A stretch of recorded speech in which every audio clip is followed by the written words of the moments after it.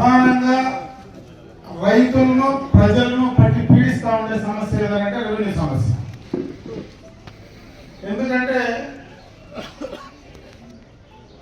మా దగ్గరికి రోజు వచ్చేటువంటి సమస్యలు దాదాపు 99% రెవెన్యూ సమస్యలే. ఈరోజు నియోజకవర్గంలో శాసనసభ్యుల దగ్గరికే కాదు, మంగళగిరిలో చంద్రబాబు నాయుడు గారు పీజీఆర్ఎస్ పెట్టినా, జిల్లాలో కలెక్టర్ గారు పీజీఆర్ఎస్ పెట్టినా, ఆర్డీఓ స్థాయిలో పీజీఆర్ఎస్ పెట్టినా, నియోజకవర్గ స్థాయిలో పెట్టినా ఉండేటువంటి సమస్యలన్నీ ఒకసారి చూస్తే దాదాపు 100 అర్జీలు వస్తే 99 అర్జీలు రెవెన్యూకి సంబంధించినటువంటి సమస్యలే. ఇది ఎందుకంటే నేను దాదాపు 35 ఏళ్ళుగా రాజకీయాల్లో ఉన్నా, శాసనసభ్యుడిగా ఉన్నా. ఎప్పుడు ఇంత పెద్ద ఎత్తున రెవెన్యూకి సంబంధించినటువంటి సమస్యలు అనేది మేము అసలు ఊహించలా రాలే. ఎప్పుడైనా ఏదైనా సమస్య గ్రామస్తులు ప్రజలు వస్తే త్రాగడానికి నీళ్లు, రోడ్డు, లేదంటే స్కూలు, లేదా ఇంకేదైనా సొంత సమస్య గురించి మాట్లాడి అభివృద్ధి గురించి మాట్లాడేటువంటి కార్యక్రమాలపైనే సమస్యలు వచ్చాయి. ఈరోజు వాటి గురించి మాట్లాడే వాళ్ళే తగ్గిపోయినారు. 99 మంది నా భూమి, నా ఆస్తి నాకు లేకుండా పోయింది, నాకు ఈ సమస్య ఉందని చెప్పేటువంటి పరిస్థితి 199 మందిలో ఉంది. దీనికి ప్రధాన కారణం ఏమో మనం ఆలోచించాలి. ముఖ్యంగా ఈరోజు ఈ పాపాలకు, మనకి జరిగినటువంటి ఈ సమస్యలకు ప్రధాన కారణం గత ప్రభుత్వంలో వాళ్ళు తీసుకున్నటువంటి నిర్ణయాలు. రెవెన్యూకి సంబంధించి, రెవెన్యూ సమస్యలకు సంబంధించి పూర్తి స్థాయిలో ఈ కూటమి ప్రభుత్వం త్వరలోనే ఆ కార్యక్రమాన్ని పూర్తి చేయడానికి ఈరోజు మొట్టమొదటిగా పూర్తిగా ఈ యొక్క పట్టదారు పాస్ పుస్తకాలు డైరెక్ట్ గా కూడా కొన్నైనా కూడా పంపిణీ చేసి స్టేజ్ బై స్టేజ్ నెల కూడా అన్ని కార్యక్రమాలు చేయడానికి పూర్తి స్థాయిలో తీసుకోవడం జరుగుతుందనేటువంటి విషయాన్ని ఈ సందర్భంగా మీ దృష్టికి తెస్తూ, ఈ గ్రామానికి సంబంధించి గతంలోనే కూడా గ్రామ పంచాయతీలో కొన్ని కార్యక్రమాలు చేశాం. త్రాగునీటికి సంబంధించి కానీ, బోర్లకు సంబంధించి కానీ, కావాల్సినటువంటి ఆ బోర్లకు సంబంధించినటువంటి మోటార్లు కావచ్చు, ఇంటర్నల్ రోడ్స్ కావచ్చు, మనం ఈఏపీలో చేసినటువంటి రోడ్స్ కూడా దాదాపు కొన్ని కార్యక్రమాలు పూర్తి చేశాం. ఇంకా ఏమైనా మిగిలిపోయింటే అభివృద్ధి కార్యక్రమాలు చేయడానికి ఖచ్చితంగా కూడా ఈ గ్రామ పంచాయతీలో చేయడానికి మేము సిద్ధంగా ఉంటామని చెప్పి తెలియజేసుకుంటూ, ఈ కార్యక్రమాన్ని మీరు సద్వినియోగం చేసుకోవడానికి రైతులందరూ కూడా, ఎందుకంటే ఇది రైతులు సహకరించాలా, అదేవిధంగా అధికారులు పారదర్శకంగా పనిచేయాలి. ఈ మనమిద్దరం కూడా కలిసి పనిచేస్తేనే దీనికి ఒక పూర్తి స్థాయిలో రూపం ఇవ్వడానికి అవకాశం ఉంటుంది. కాబట్టి రైతులందరూ కూడా సహకరించి నిజంగా న్యాయంగా మనకి ఎంతవరకు హక్కు ఉందో అంతవరకునే మనం స్వీకారై చేసుకునేదానికి మీరు కూడా ప్రయత్నం చేయాలని చెప్పి రైతులందరూ కూడా కోరుకుంటూ, నాకు ఈ అవకాశం కల్పించినటువంటి గ్రామ పంచాయతీ రైతు సోదరు మనందరూ కూడా హృదయపూర్వక ధన్యవాదాలు తెలియజేసుకుంటూ సెలవు తీసుకుంటా. యావ కావచ్చు, ఆ పార్టీలో ఉండేటువంటి నాయకుల యొక్క వ్యవహార శైలి కావచ్చు, వాళ్ళు చేసినటువంటి తప్పులు ఈరోజు ఈ ప్రభుత్వాన్ని 2 సంవత్సరాలుగా పట్టి పీడిస్తూ ఉన్నాయి. మన ముఖ్యమంత్రి చంద్రబాబు నాయుడు గారు పదే అటు రెవెన్యూ మంత్రిని కానీ, క్యాబినెట్ లో కానీ పదే రెవెన్యూ సమస్యల గురించి మాట్లాడేటువంటి పరిస్థితి ఈరోజు వస్తా ఉంది. ఈ మధ్యనే మొట్టమొదటిగా దాదాపు 2 నెలల క్రితం అనుకుంటా, ఆ రోజు పాస్ పుస్తకాలు పంపిణీ చేసే కార్యక్రమంలో నేను పెద్దలూరు పోయాను. పెద్దలూరు గ్రామ సభలో పాస్ పుస్తకాలు పంపిణీ చేసే సమయంలో ప్రింట్ చేసినటువంటి పాస్ పుస్తకాలు చూస్తే ఎక్కడ వాళ్ళకి దానికి సంబంధించినటువంటి కరెక్ట్ ఇన్ఫర్మేషన్ ఇచ్చి ప్రింట్ చేసే పరిస్థితి లేదు. మనం పంపిణీ చేసే దాంట్లో కూడా వాళ్ళు తప్పులు జరుగుతున్నాయి. ఆ రోజే ఇమీడియట్ గా రెవెన్యూ శాఖ మంత్రితో, ఆ రోజు ప్రిన్సిపల్ సెక్రటరీతో మాట్లాడి పూర్తిగా తప్పులు జరుగుతూ ఉన్నాయి. ఇదే రకంగా కానీ మళ్ళా మనం పాస్ పుస్తకాలు ఇస్తే గత ప్రభుత్వం కంటే ఇంకా ఎక్కువ సమస్యలు మనం కొని తెచ్చుకునేటువంటి పరిస్థితి ఉంటుంది. కాబట్టి వెంటనే దాన్ని ఆపండి. క్లియర్ కట్ గా ఇచ్చేటువంటి పాస్ పుస్తకాన్ని రైతుల సమ్మతితో, అంగీకారంతో వాళ్ళు సాటిస్ఫై అయిన తర్వాతనే మీరు పాస్ పుస్తకాన్ని పంపిణీ చేయండి. అంటే ఈరోజు ఉదాహరణకి ఈ గ్రామ పంచాయతీలో మనకు 723 ఖాతాలు ఉన్నాయి. అంటే 723 మంది రైతులకు మనం పాస్ పుస్తకాలు ఇవ్వాలి. ఈరోజు ఎన్ని మనం పంపిణీ చేస్తా ఉన్నామంటే 85 పంపిణీ చేస్తా ఉన్నాం. అంటే 723 పాస్ పుస్తకాలు పంపిణీ చేయాల్సినటువంటి ఈ గ్రామంలో 85 మాత్రమే ఈరోజు మనం పంపిణీ చేసే పరిస్థితి ఉంది. అంటే 85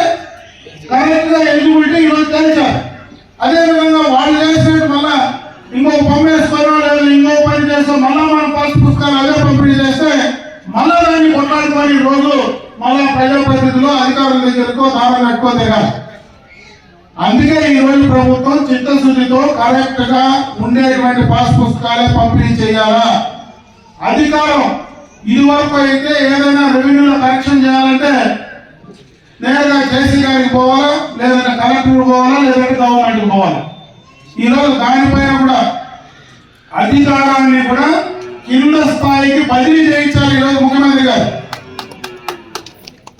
కలెక్టర్ దగ్గర, జేసీ గారి దగ్గర ఉండేటువంటి అధికారులు ఈరోజు వీళ్ళిద్దరి దగ్గర ఉన్నాయి. ఈరోజు ఎంపీడీఓ ఎంఆర్ఓ కానీ ఆర్టీఓ కానీ వాళ్ళిద్దరి దగ్గరనే డైరెక్ట్ గా స్థానికంగా అప్పుడు ఉండేటువంటి సమస్యలను అక్కడనే పరిష్కరింపజేసుకునేటువంటి అవకాశాన్ని ఈ రోజు ఈ కూటమి ప్రభుత్వం ఏర్పాటు చేసింది.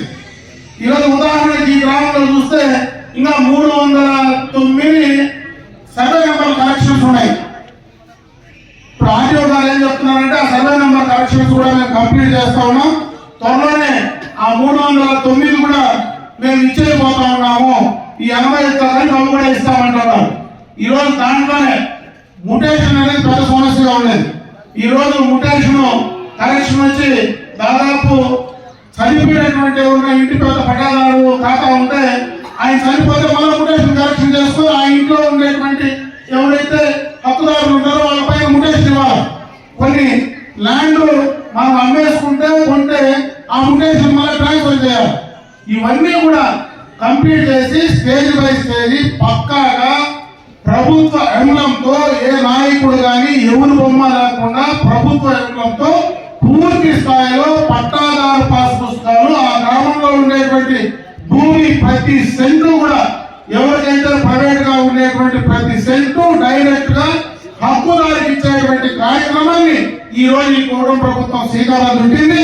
దాన్ని త్వరలో పూర్తి చేసేదానికి ఈ రోజు రాష్ట్రంలో చేసేటువంటి అభివృద్ధి కార్యక్రమాలన్నీ ఒక ఎత్తైతే రెవెన్యూలో వాళ్ళ భూమికి వాళ్ళ హక్కు ఇచ్చేటువంటి కార్యక్రమాన్ని పెద్ద ఎత్తున ఇంతకు 10 1000 దానిపైన ఈ రోజు మరి దానిపైన చూపెట్టాల్సినటువంటి పరిస్థితి ఈ రోజు రాష్ట్ర ప్రభుత్వానికి ఉంది. దీన్ని త్వరలోనే కంప్లీట్ చేసేటువంటి బాధ్యత ఈ కూటమి ప్రభుత్వం తీసుకోబోతా ఉంది. అది త్వరలో అందరికీ కూడా, ఎందుకంటే నేను రైతులు కోరుకునేది కూడా మీరు అధికారులు ఆ బిఆర్ఓ ఎవరైతే మీకు ఇక్కడ బిఆర్ఓ ఉన్నారో వాళ్ళు మళ్ళీ మీ దగ్గరికి వస్తారు. ఆ రైతులు ఇద్దరు కూడా, ఎందుకంటే ఒక చెరువు గారు తగరారు ఉంటుంది, ప్రతి సర్వే నెంబర్ కాడ తగరారు ఉంది. గత ప్రభుత్వం ఒకరికి ఉండేటువంటి యాక్సిడెంట్ తగ్గించి రీసర్వేలో ఒకరు తగ్గించినారు, ఒకరికి ఎక్కించేసేసినారు. ఉండే వాళ్ళకి అసలు ఏమీ లేకుండా కూడా భూమి అనుభవం ఒకరి పేరుతో ఉంటుంది, పట్టా ఇంకొకరి పేరుతో, అనుభవం ఇంకొకరి పేరుతో రాసేశారు. ఇవన్నీ కూడా కొన్ని డైరెక్ట్ గా రైతులతో అంగీకారంతో తీసుకోవాలా. కొంత జాగాల్లో ఏ రైతైనా ఒప్పుకోకపోయినా న్యాయంగా నిజంగా ఏ రైతుకు చెందుతుందో అది చెందే విధంగా అధికారులు కూడా దానిపైన నిర్ణయం తీసుకొని డైరెక్ట్ గా క్లియర్ గా చేయాల్సినటువంటి పరిస్థితి చేస్తేనే దీనికి ఒక అర్థం వస్తుందని చెప్పి సందర్భంగా కూడా నేను తెలియజేసుకుంటున్నా. ప్రీతం నాయకులు, మాజీ మంత్రివర్యులు, పలమనేరు శాసనసభ్యులు అమరన్న గారికి, అదేవిధంగా గౌరవనీయులు పెద్దలు పలమనేరు ఆర్టీఓ గారికి, గౌరవ తహసీల్దార్ గారికి, గౌరవ ఎంపీడీఓ గారికి, మరియు ఈ వేదిక మీద ఉన్నటువంటి పెద్దలందరికీ, అదేవిధంగా మండల స్థాయి నుంచి విచ్చేసిన కూటమి నాయకులందరికీ కూడా నా యొక్క నమస్కారాలు. ముఖ్యంగా ఈ గ్రామ పంచాయతీ నుంచి ఈ కార్యక్రమానికి విచ్చేసిన రైతు సోదర సోదరీమణులకు నా యొక్క నమస్కారం. ముఖ్యంగా పత్రికా మిత్రులందరూ కూడా నా యొక్క హృదయపూర్వక నమస్కారాలు తెలియజేస్తున్నారు. చాలా మంచి కార్యక్రమం. ఈరోజు కూటమి ప్రభుత్వం అధికారంలోకి వచ్చిన తర్వాత గత ప్రభుత్వంలో పూర్తిగా భూములకు సంబంధించి అస్తవ్యస్త విధానాలు, వారికి నచ్చినట్టు చేసుకోవడం, నెంబర్ రాళ్ళ మీద ఫోటోలు, పాస్ పుస్తకంలో ఫోటోలు, భూమి కనిపిస్తే చాలు కబ్జాదారుల కన్ను, ఇలా అస్తవ్యస్త విధానాలతో రైతు సోదరులు, ప్రీతం నాయకులు, యువ నాయకులు లోకేష్ బాబు గారి పాదయాత్రలో అయితేనేమి, స్థానిక శాసనసభ్యులు మన ప్రీతం నాయకులు అమరన్న గారికి అయితేనేమి వారి యొక్క కష్టాలను తెలియజేశారు. పెద్దలందరూ చర్చించి, కూటమి నాయకులందరూ కూడా చర్చించుకొని రేపు అధికారంలోకి వచ్చిన తర్వాత మనం రైతులను, రైతు సోదరులను మరియు భూమి ఉన్న ప్రతి ఒక్కరిని మనం ఏ విధంగా రేపు కాపాడుకోవాలా, సహాయం చేయాలని ఆలోచించి మంచి నిర్ణయం తీసుకొని ప్రభుత్వం వచ్చిన వెంటనే గతంలో రీసర్వేలో జరిగిన తప్పులన్నింటినీ కూడా సరిదిద్దుతాము. అదేవిధంగా నెంబర్ల మీద కానీ పట్టాదారు పాస్ పుస్తకంలో కానీ ఏ ఒక వ్యక్తి ఫోటో ఉండకుండా గవర్నమెంట్ రాజముద్రతో కూడిన పట్టాదారు పాస్ పుస్తకాలు కూడా ఈరోజు ఈ గ్రామ పంచాయతీలో అందజేయడం జరిగింది. ఈ గ్రామ పంచాయతీలో ఉన్న రైతులందరికీ కూడా పట్టాదారు పాస్ పుస్తకాలు వస్తాయి. ఇప్పుడు తొలి విడతలో కొన్ని ముద్రించి ప్రభుత్వం వారు అందివ్వడం జరుగుతూ ఉంది.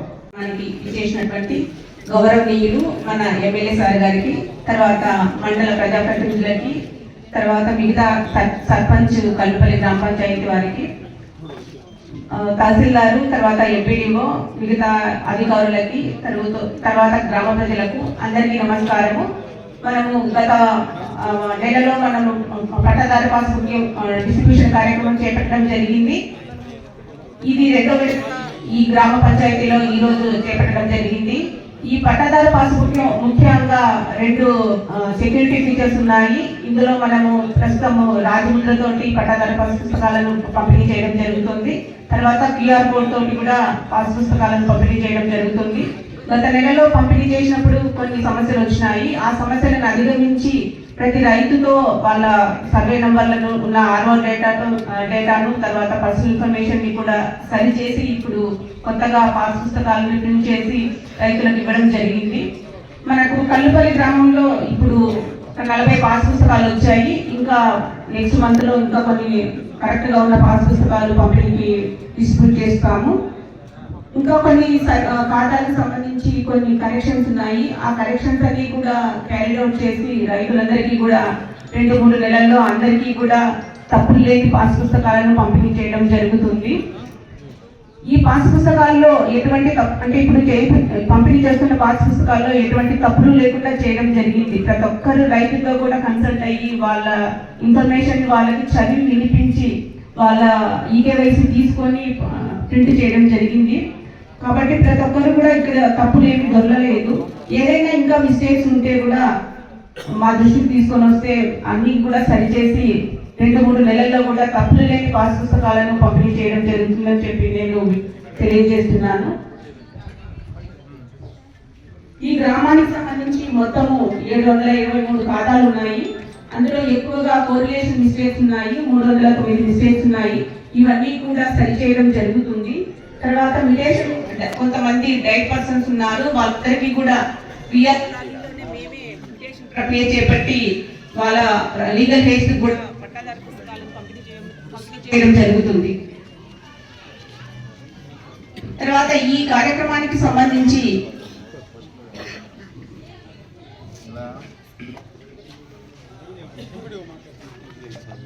ఎంపీడీఓ గారిని మాట్లాడాల్సిందిగా కోరు.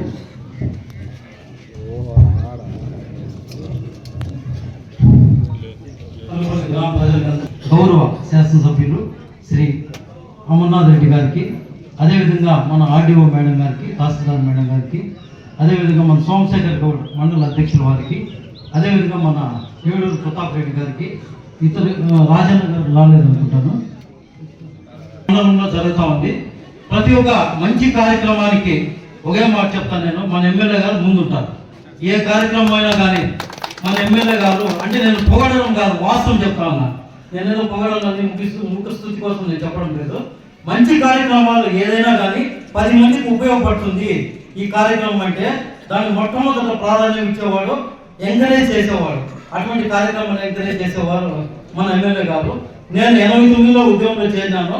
మన ఎమ్మెల్యే గారి ఫాదర్ రామకృష్ణారెడ్డి గారు ఉన్నప్పటి నుంచి నాకు కోరిక ఏమంటే అప్పట్లో చౌడపల్లిలో పనిచేయాలని ఉంటుంది. దురదృష్టశాతం పనిచేయలేకుండా పోయినాను. ఆ కసితోనే మన సార్ దగ్గర పనిచేయాలా, ఆ సార్ అటువంటి వాళ్ళ దగ్గర పనిచేస్తే మనం కూడా మా యొక్క ఉద్యోగానికి ఫ్రూట్ఫుల్నెస్ అంటే ఫలప్రదం అవుతుంది అనే ఉద్దేశంతో నేను వెతుకుంటా నాది మొదటి పని అయినా కూడా ఇంత దూరం నుండి రావడము ఏమంటే మంచి వాళ్ళు 10 రూపాయలు ఇచ్చి కొనుక్కోవాలా, పెద్దవాళ్ళు చెప్పిండేది. చెడు సావాసాన్ని 10 రూపాయలు ఇచ్చి వదిలించుకోవాలి. కాబట్టి అంటే నువ్వు వాస్తవం చెప్తాను, మీరేమి అన్యదా భావించదని ఎవరిని కించపరచడం కాదు. వాస్తవం నేను గమనించేది.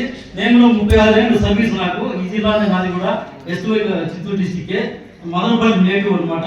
చౌడపల్లి మాకు దగ్గర. అప్పట్లో నేను జూనియర్ అసిస్టెంట్గా చేరినప్పుడు అన్ని వింటామంటే మన రామకృష్ణారెడ్డి గారి పేరు అయితే దివంగత రామకృష్ణారెడ్డి పేరు. మన ఎన్టీఆర్ విగ్రహం పక్కనే మన రామకృష్ణారెడ్డి గారి విగ్రహం కూడా ఉంది ఎక్కడ పూనూరులో.